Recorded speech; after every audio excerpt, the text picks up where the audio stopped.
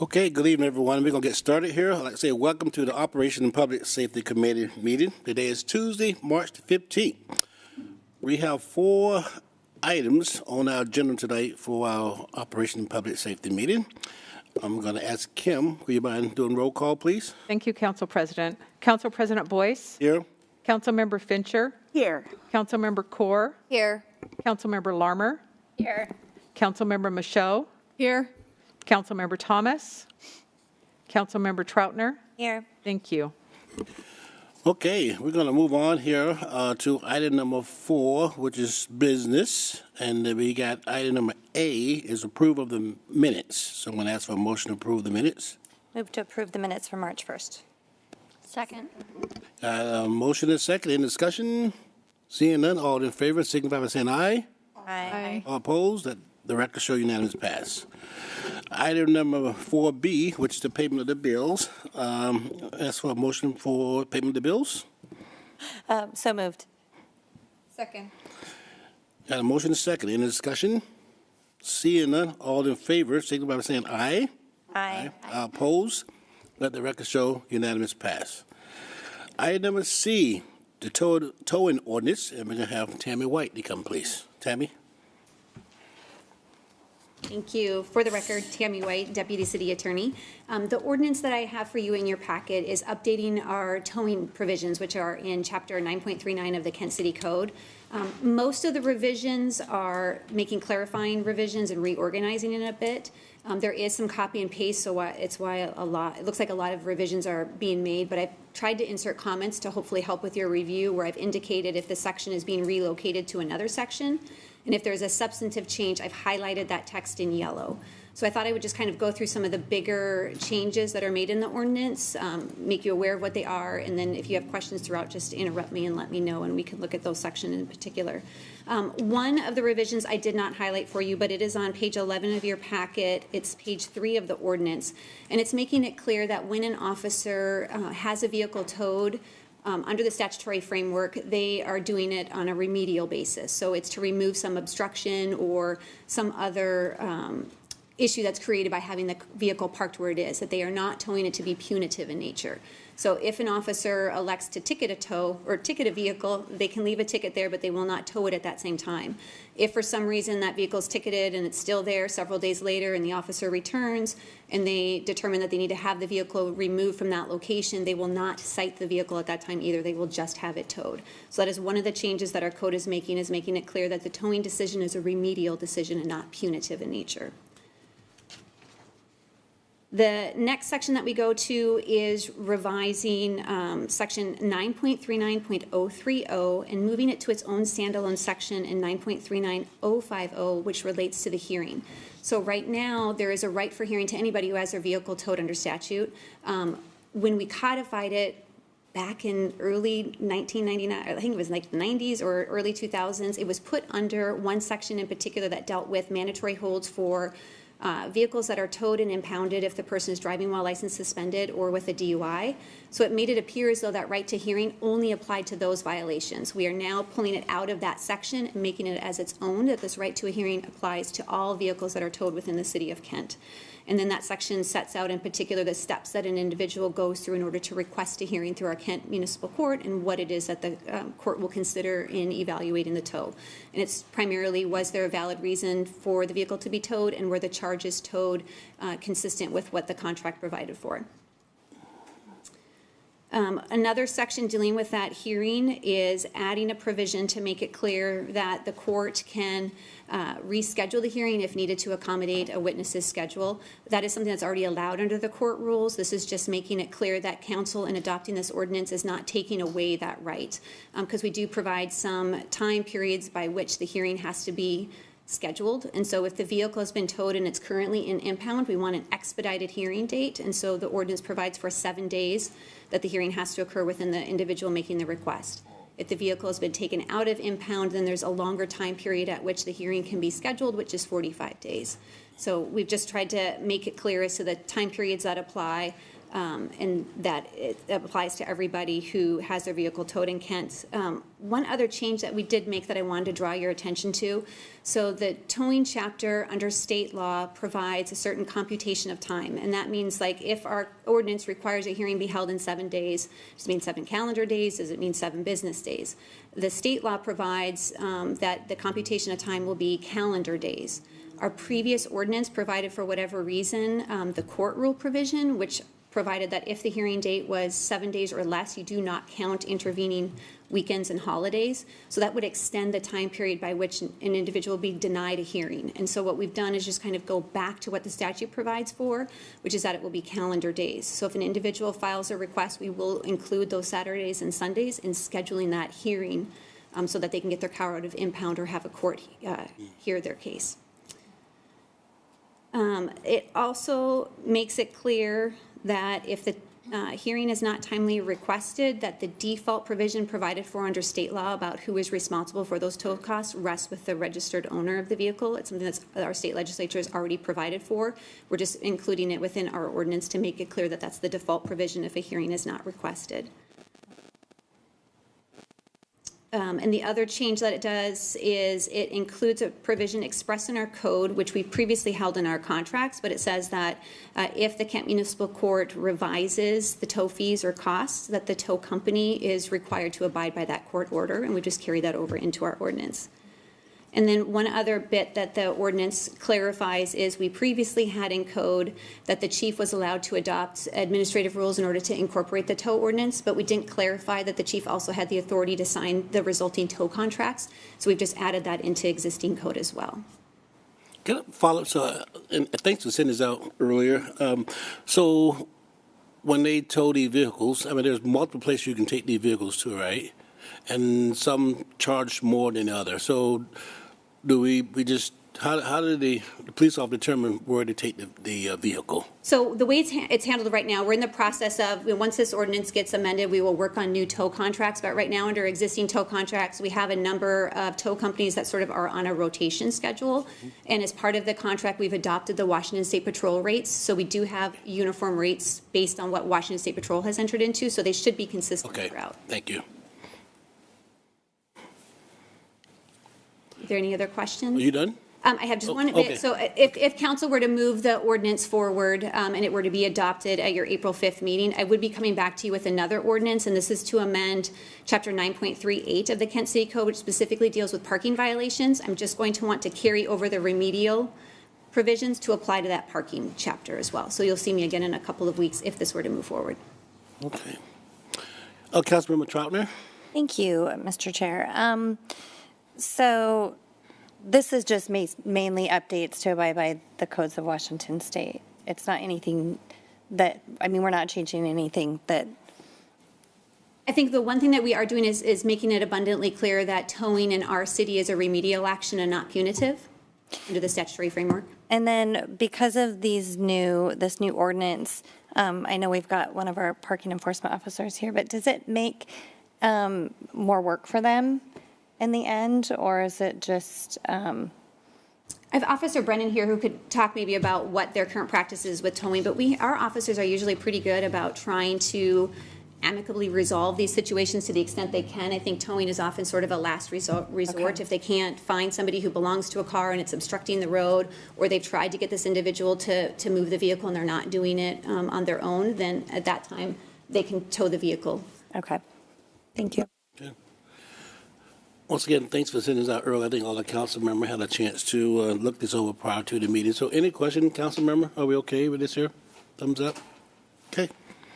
Okay, I think that's it. Thanks, Sammy. Appreciate that. Thank you. Okay, let's move on to item. Yes, we do need to take action on this here. Thank you very much. Mr. Chair, I move to adopt the ordinance number 4426, amending Chapter 9.39 of the Kent City Code entitled Towing to make clarifying revisions to the City Code's local provisions. Second. Okay, a motion and a second. Any discussion? Seeing none, all in favor signify by saying aye. Aye. All opposed? Let the record show unanimous pass. We'll move on to item number D, which is IT direct contract with InfoTech Research Group. And Jane Endicott, please. Good afternoon, council members. James Endicott, Information Technology Infrastructure and Operations Manager. So today I'm here to request a direct contract with InfoTech Research Group. It's an initial 3-year contract with an option for 3 additional 1-year memberships, really is what it is, for a value not to exceed $265,000. InfoTech is a research and advisory group that we leverage virtually every day. They provide multiple services to us, from consulting about technology, about vendor landscape. They provide workshops to us to help implement new process procedures, modify and update our current procedures, as well as providing standardized templates for industry as far as policies, guidelines, things like that, things that help make our job easier. Having this type of membership has actually increased our productivity, because now we can cut literally multiple days to weeks out of our projects for discovery that we don't have to do, because we're relying on this agency to provide a lot of that information up front. Any questions? So this used to be a 1-year contract, right?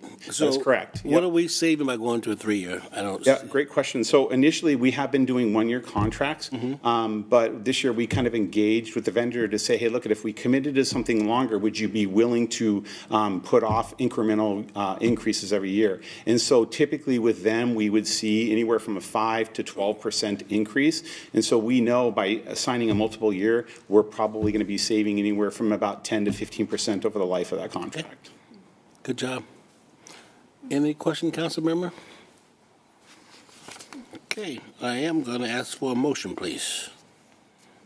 Mr. Chair, I move to authorize the mayor to sign a contract with InfoTech Research Group Incorporated for an initial 3-year term and options to renew for 3 additional 1-year terms to purchase a membership at a total contract cost not to exceed $265,000, subject to final contract terms acceptable to the IT director and the city attorney.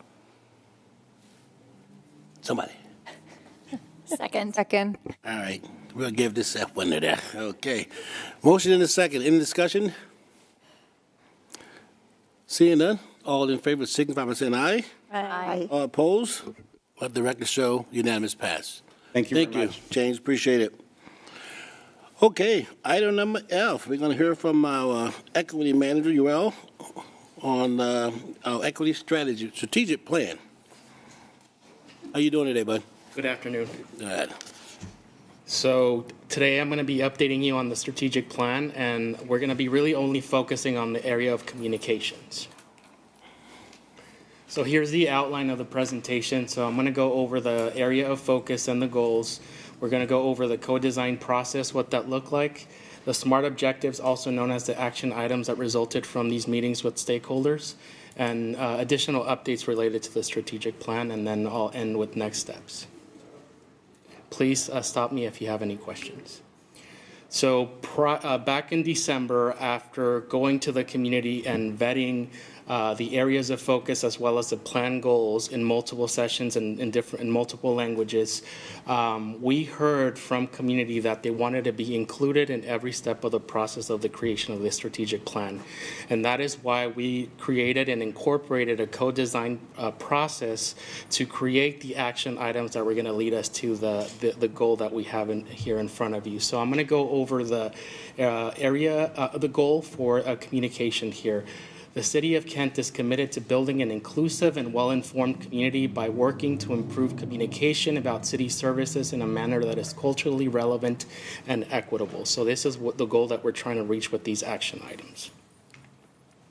This is the meeting schedule to give you a better idea of what the meetings have looked like. So after recruiting 10 community stakeholders, we held our first onboarding session on January 19th.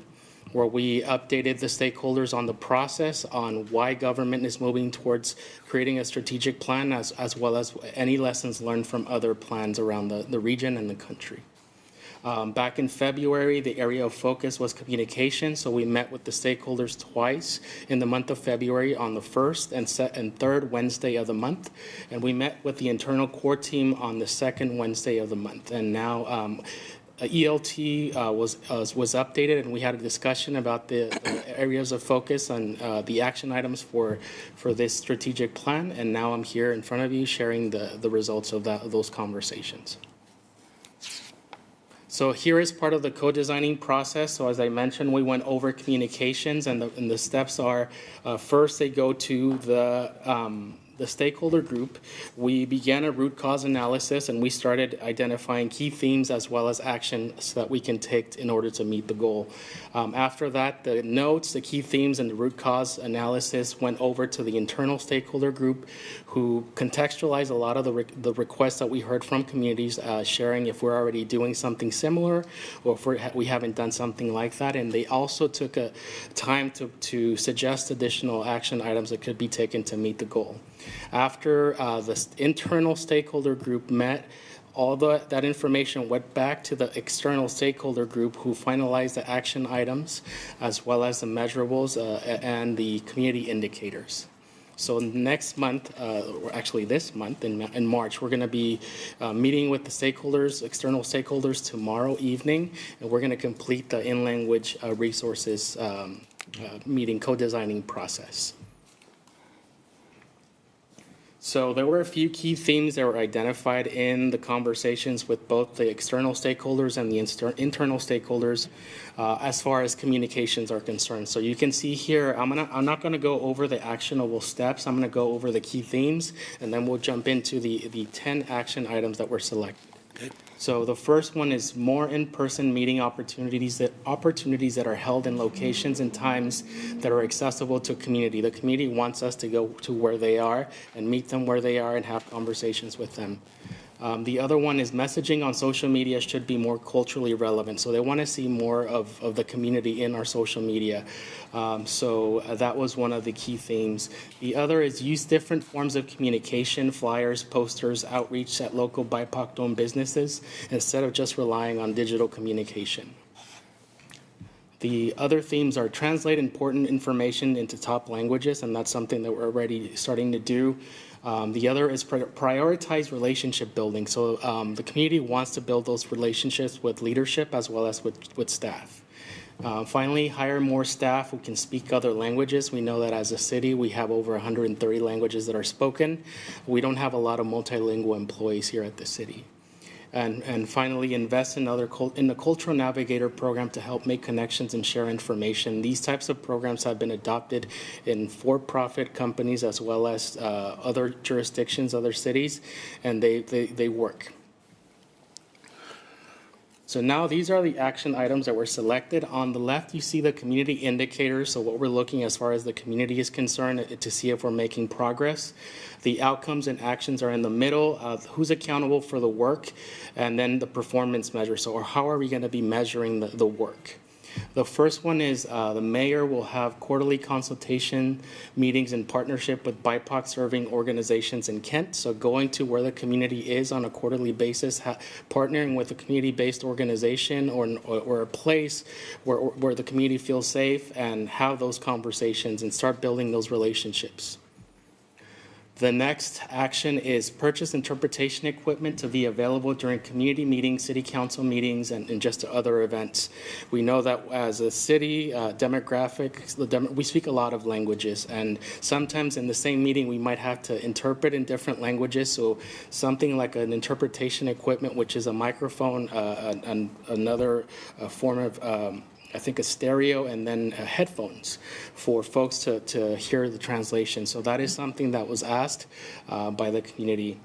The other one is the Kent 101 Spanish pilot program. So I was part of the initial group that started the Kent 101 program, and based on my experience speaking with folks who participated in the program, I noticed that 2 of the participants who started with the process did not complete the process, so I reached out to them and asked for the reasons why that wasn't completed, and they shared that it's because English is not their primary language, they found it a little bit difficult following along. So starting with the Spanish pilot could solve some of those issues, especially for our English as a second language community.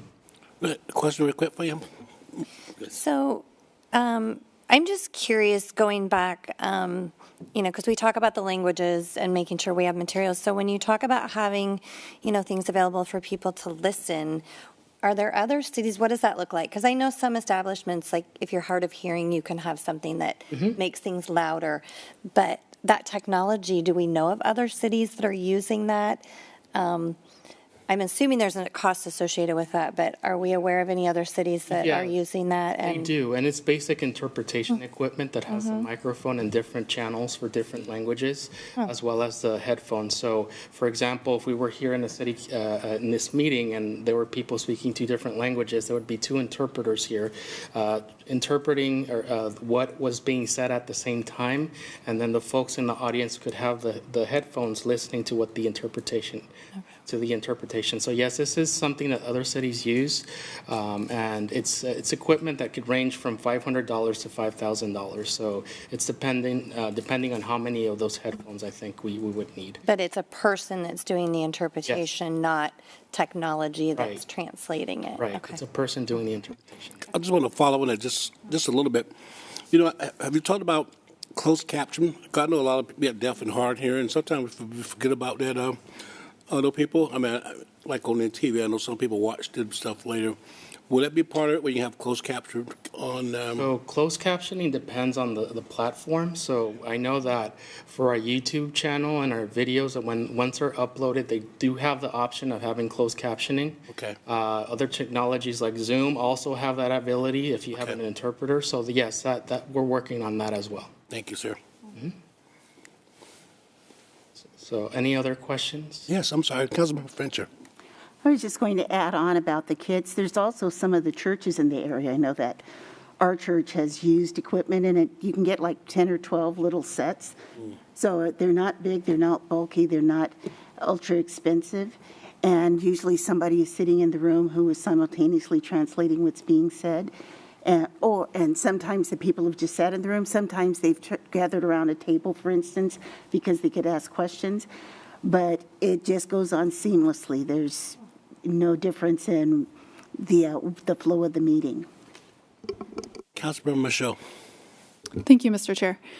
Okay, I apologize if I missed this. So these are things that are goals that they would like to see happen? Yes. Okay. To reach. Possibly in the future. Or they're smart objectives, so to meet the goal, yes. Okay. So this is just for the area of communication, so we're going to have very similar, well, not similar, but a similar process for the other 4 areas of focus, which include in language services, training, community engagement, and equitable representation. So you'll see more of these types of smart objectives come in with performance measures as well as indicators that we can look at.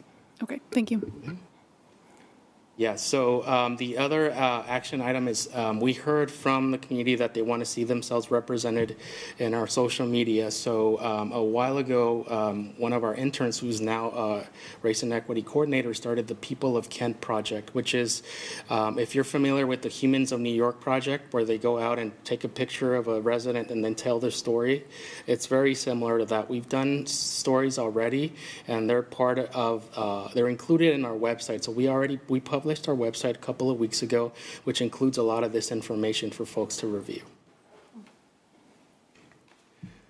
We also heard that developing an emergency network trusted partners program is key, especially in communicating emergencies. So King County has a similar program. One of our stakeholders, community stakeholders, is part of that trusted network program, and would like to see something similar here at the City of Kent. So we're in communications with King County to figure out how that could be done here in the city.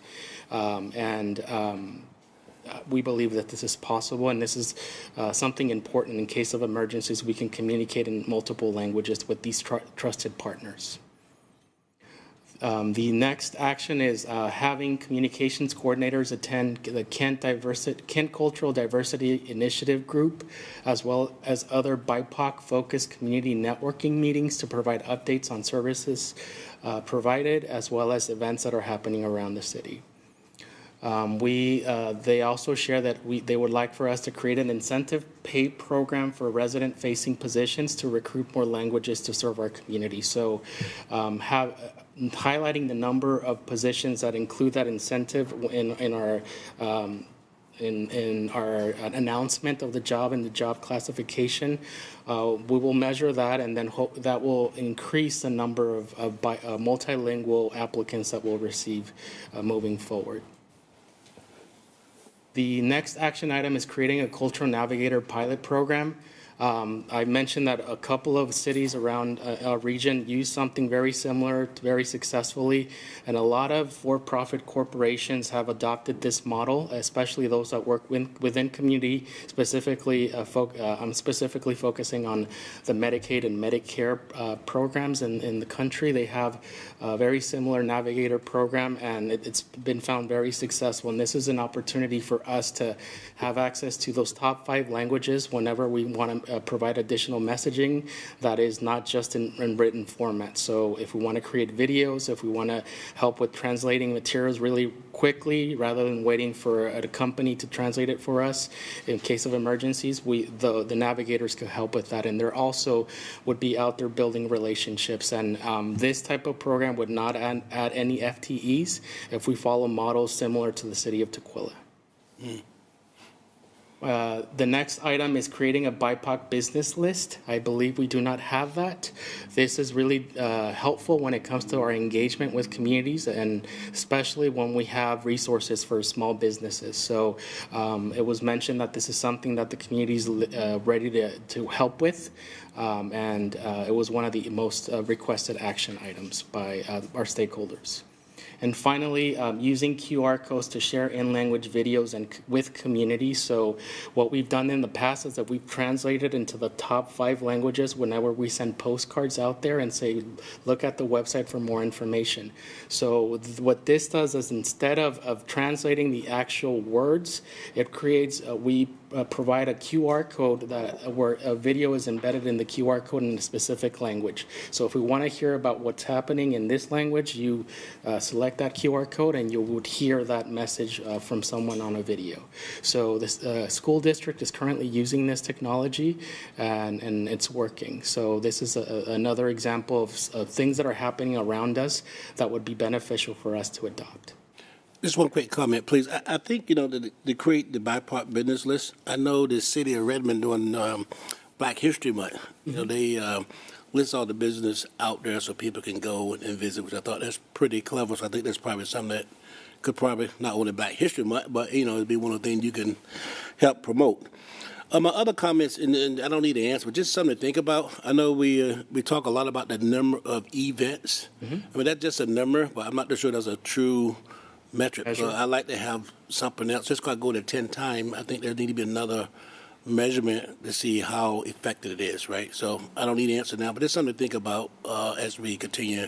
This is really coming full circle, so good job. I want to say that, but just because you've been there 10 times, I want to be able to see, how do I know it's working? Sure. So just something to think about. Yeah, of course. We'll there's time for discussion when it comes to those performance measures. Okay, thank you. And this is, I'm going into the additional updates now, so. Will you go down? I'm so sorry. Councilmember Troutner. Yeah, so going back to that, because these are all really great ideas, and you talked about these are kind of goals that we're trying to achieve, but I see that they probably come with an expense and something that would need to be budgeted. Some will have with an expense. Are there grants available for some of these projects where, especially let's say you want to, have, some kind of a headset and an interpreter? Are there ways that cities can? There are grants that are based on DEI, race and equity, but we typically do not qualify as government. It's typically reserved for nonprofit organizations or community groups. So there is going to be a cost associated with some of these action items, but we did our best to keep that cost as low as possible because we know that is one of the limitations that we have. Thank you. Any other question? I am so sorry. I'm so busy reading your stuff here. Excuse me. Councilmember Core. Thank you, Council President. Thank you for the great presentation, Uriel. I love seeing all these goals and SMART goals, as you say. We're making progress, and I think it's part of our, where we care about equity and inclusion in our cities. So we will look at it when the budget cycle comes on how important race and equity is to us and to our community. But just one kind of, as Councilmember Boyce just mentioned about the small businesses being highlighted in Renton, Black-owned, I think we have done that here in Kent in the past. And I think it'll be another opportunity for us to maybe participate with the Kent International Festival on highlighting some of our small businesses in culturally diverse groups or just BIPOC community-owned businesses. I think it's a great opportunity. So I want to thank you for all your work here. Thank you, Council Member. Yes, there are different uses for that list, and I've heard of multiple ones just from different departments. So we're excited about creating something like that so that in the future we're able to be go to where the community is when it comes to informing them on different resources and just information in general. Councilmember Michaud. Thank you, Mr. Chair. I just wanted to point out that I agree all these look really great, but they do have a cost associated and also extra work for these departments under that accountability list. So we just have to keep in mind that it's going to create some extra work. It's important work, but we have to remember that as well. Thank you. Councilmember Fincher. Thank you. To that comment, I would say that this type of work is important work, and we know that it's going to take a lot of extra work. But I wanted to comment that I'm glad that we've gotten to this point and seen it, because a lot of work has gone into it. A lot of the times you've been a department of one, then a department of two, and helping throughout the entire city. And I know some of our neighboring cities have larger departments, so you're getting that work. It's like super bang for our buck over here. So thank you very much, and well done. Thank you. And I will make one last comment based on that. We see accountability up here. Those probably just the it person to go to. But I say this all the time. We all kind of own this here, right? So I think it's important that we do our part as well, too, making sure, we get out the information and help promote and bring awareness to this as well, too. So all of us own this here. Thank you, Council President. It's important. Yes, the city owns this, not just one department and one person. Yeah.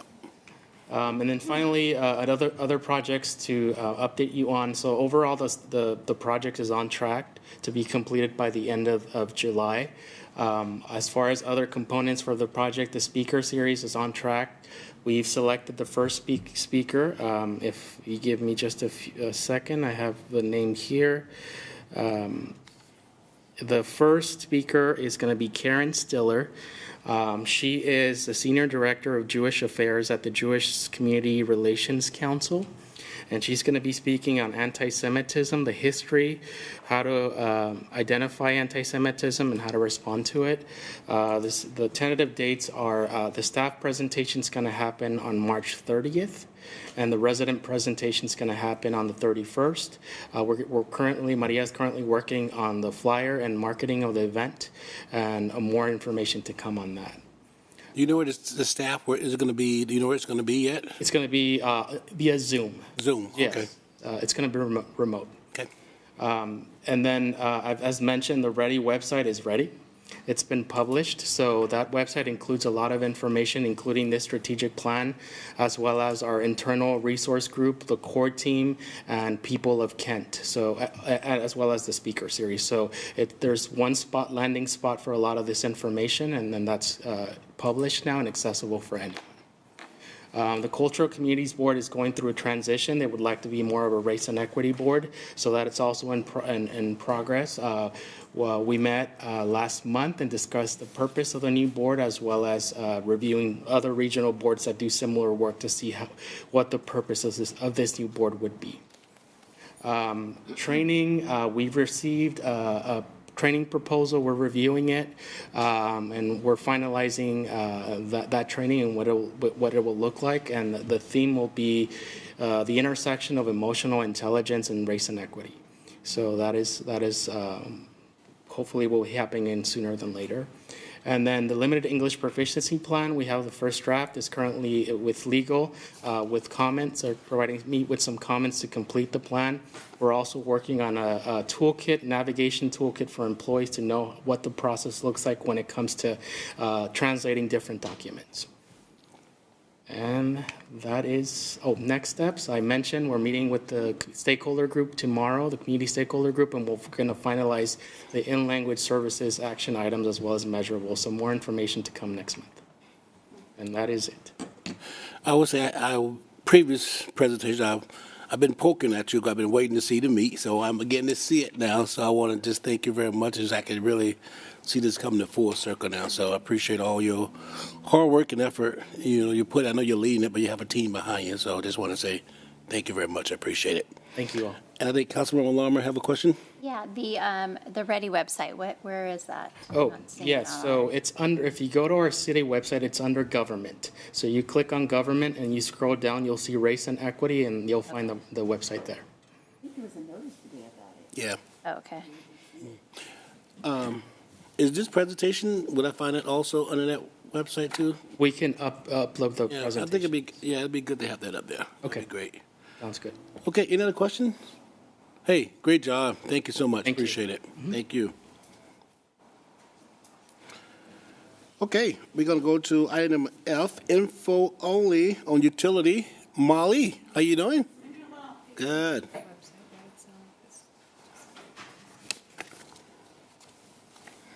Right. Good afternoon, Council President Boyce and council members. My name is Molly Bartlemy. I'm the City of Kent Customer Service Manager. And this afternoon, I'm just giving you a quick update on our delinquent water utility accounts. So just on the agenda, just a quick update on what we've been doing since I was last here on January 18th, some information on some customer outreach we've been doing, and then of course time for questions. So to start off, I would say the most impactful or most notable thing since I was here last is that we have resumed shutoffs on delinquent water accounts. So you'll see on the right, we have shut off a total of 102 accounts. That was 65 in January, 37 in February. And again, we're really trying to do a slow return to normal. So certainly there was definitely way more than delinquent accounts that could have been shut off, but again, we're doing that gradual return to normal. So the accounts that we've shut off kind of fall in three buckets. So the first one is accounts that are 4 months past due. So these are accounts that have charges that were due after the expiration of the moratorium. So for example, in February, we turned off accounts that owed October, November, December, and January. Typically, like pre-COVID, we shut off accounts that were 2 months delinquent. So we're really giving customers additional time. So again, in February, we would have shut off accounts that owed December and January. The next bucket is accounts that had liens. These are accounts that owe charges that were due during the moratorium, and the customers didn't reach out and apply for a payment arrangement. So some pretty high balances there. All of those accounts that were shut off did have the opportunity to apply for a payment arrangement and get their service restored. So they were able to pay the charges that were due after the moratorium expired, and then we were able to get them on a payment arrangement going forward. The last bucket is past due payment arrangements. The only ones we've turned off so far have made no payments since their arrangement was in place. So for example, they applied for a payment arrangement in September, they were billed October, November, December, and we didn't receive any payments. That is something that we're looking at closer this month. We do have quite a few accounts that are getting pretty delinquent on that. The next thing is that we've started since the last meeting is we have resumed late fees. So I always kind of look at 2019 as a comparison, kind of pre-COVID time. So you can see in February 2022, or in February we had 1,413 late fees applied. In March that number went down, and just kind of look at a comparison. So February to February we're up about 400 accounts in February and about 200 in March. So we kind of like that trend, and we hope that it continues. Again, as far as resuming late fees, that's something that we could have done back in October, but we did choose to wait. Not something that we've liked to do. We are absolutely removing one late fee per customer. I know I've seen at least 70 requests come across my desks. Absolutely, we're doing a one-time removal. We are kind of hearing from customers saying, oh, I guess I should start paying this bill on time again. I think, a lot of them kind of got used to not having to pay, so it's kind of, again, that slow return to normal for us.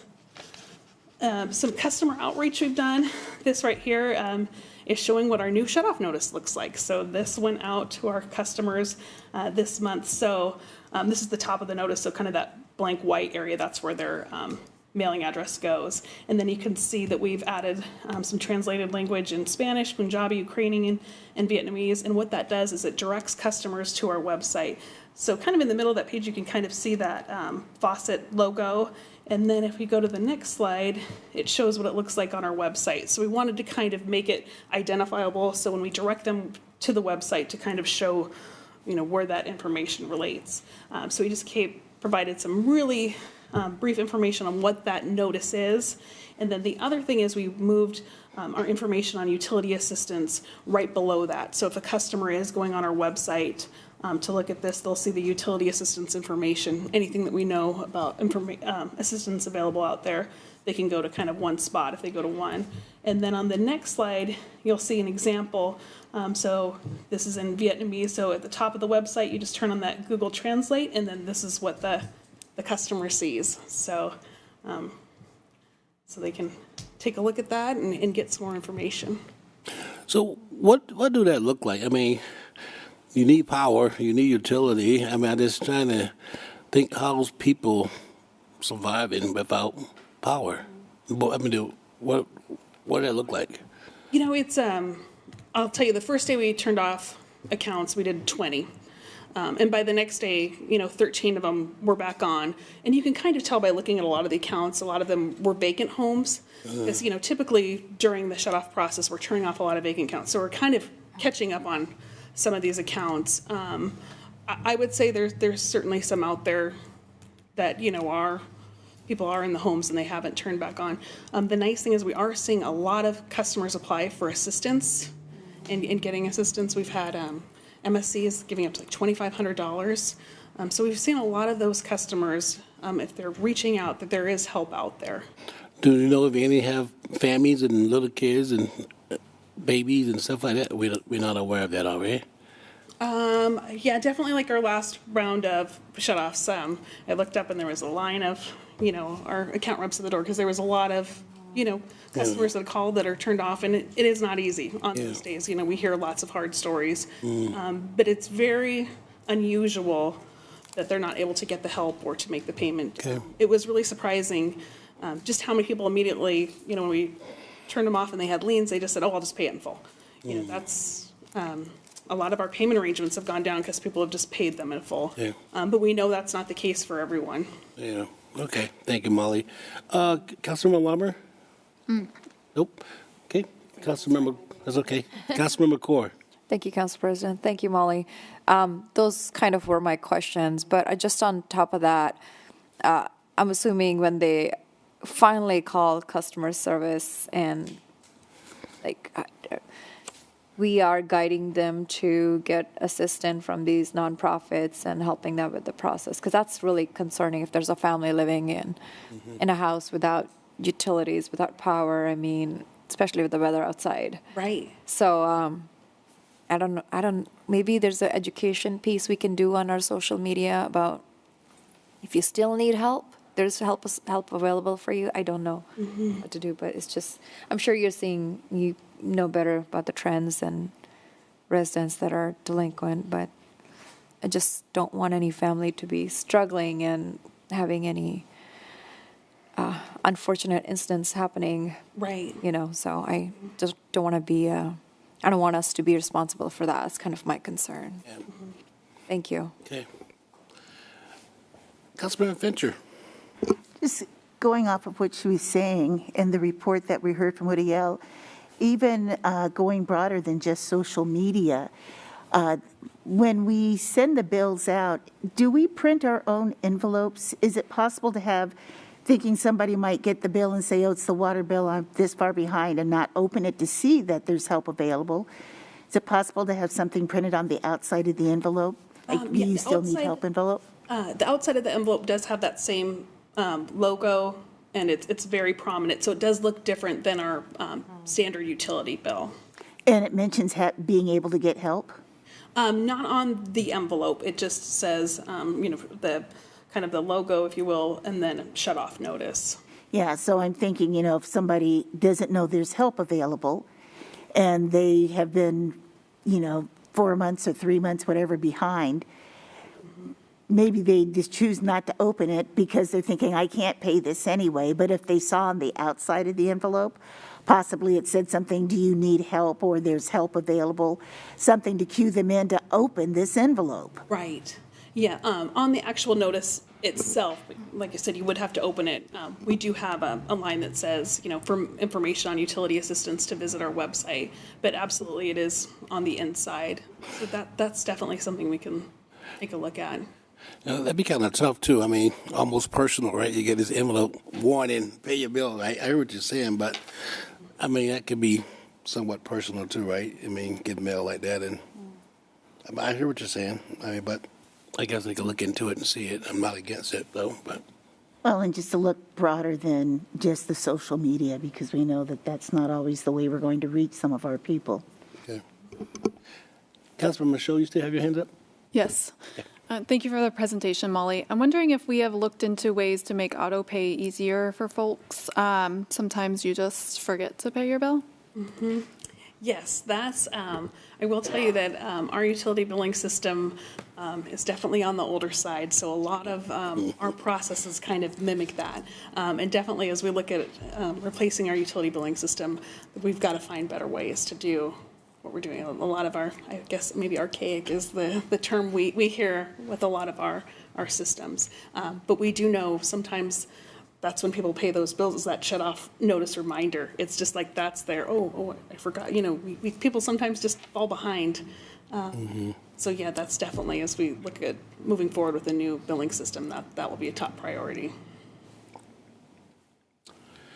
Okay, my lights are off, Molly, so thank you very much. Great presentation. Right. We really appreciate it. And will you come back again another 3 to 4 months to report out? Okay, Yeah, that'd be interesting to absolutely. see. I'd like to see that number I hope drastically so. go down, Me right? both. So maybe another 3 months or so you can come back. That'd be great. Okay, all right, thank you. Okay, Councilman, we'll adjourn for about 12 minutes. We'll see you at 5. Thank you.